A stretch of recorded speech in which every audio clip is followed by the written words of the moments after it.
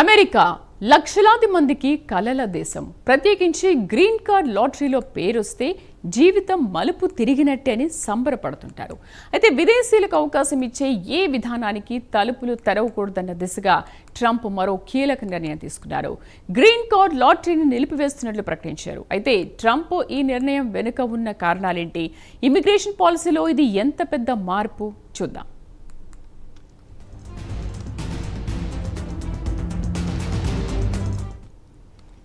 America అధ్యక్షుడు Donald Trump మరో సంచలన నిర్ణయం తీసుకున్నారు. విదేశీయులకు శాశ్వత నివాసం కల్పించే గ్రీన్ కార్డ్ లాటరీ ప్రోగ్రాంను నిలిపివేస్తున్నట్లు ప్రకటించారు.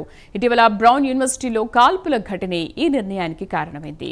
కాల్పుల ఘటనలో 2 అమెరికన్ విద్యార్థులు ప్రాణాలు కోల్పోయారు.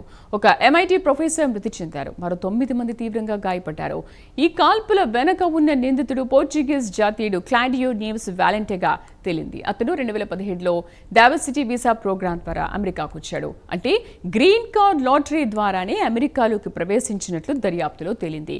దీంతో ఇలాంటి వ్యక్తులు దేశంలోకి ఎలా వచ్చారు, ఈ విధానం భద్రతమేనా అన్న ప్రశ్నలు ట్రంప్ ప్రభుత్వాన్ని వెంటాడాయి. ఈ ఘటనతో ఇకపై ఇలాంటి ప్రమాదకర వ్యక్తులు దేశంలోకి రాకుండా కఠిన చర్యలు తీసుకోవాలని ట్రంప్ ప్రభుత్వం నిర్ణయించింది.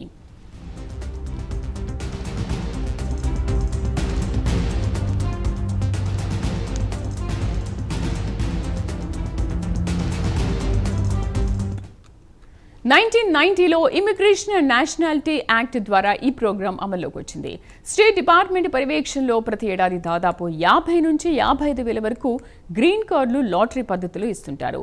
తక్కువ ప్రాతినిధ్యం ఉన్న దేశాల పౌరులకు గ్రీన్ కార్డులను ఇస్తుంటారు. డైవర్సిటీని పెంచడం, భిన్న జాతీయులను అమెరికన్ సమాజంలో భాగం చేయడం గ్రీన్ కార్డ్ లాటరీ ముఖ్య ఉద్దేశ్యం. కానీ ట్రంప్ మాత్రం ఈ విధానం దేశ భద్రతకు ముప్పని ఎప్పటి నుంచో విమర్శిస్తున్నారు. లాటరీ అంటే అదృష్టం, కానీ భద్రత ఆ అదృష్టంపై వదిలేయమంటున్నారు ట్రంప్. గ్రీన్ కార్డ్ లాటరీ విధానం దేశ భద్రతకు ముప్పుగా మారుతుందన్న వాదనతో ట్రంప్ మరోసారి ఇమిగ్రేషన్పై కఠిన వైఖరి చూపించారు. గ్రీన్ కార్డ్ లాటరీ ప్రోగ్రాం నిలిపివేస్తున్నట్లు homeland security secretary Kristi Noem అధికారికంగా ప్రకటించారు. అధ్యక్షుడు ట్రంప్ ఆదేశాల మేరకు US సిటిజన్షిప్ అండ్ ఇమిగ్రేషన్ సర్వీసెస్ను డైవర్సిటీ వీసా ప్రోగ్రాంను వెంటనే నిలిపివేయాలని ఆదేశిస్తున్నట్లు తెలిపారు. ఈ ప్రమాదకరమైన ప్రోగ్రాం వల్ల ఇకపై ఒక్క అమెరికన్ కూడా హాని చెందకూడదంటూ హాని కలగకూడదంటూ ఆయన ఎక్స్లో పోస్ట్ చేశారు.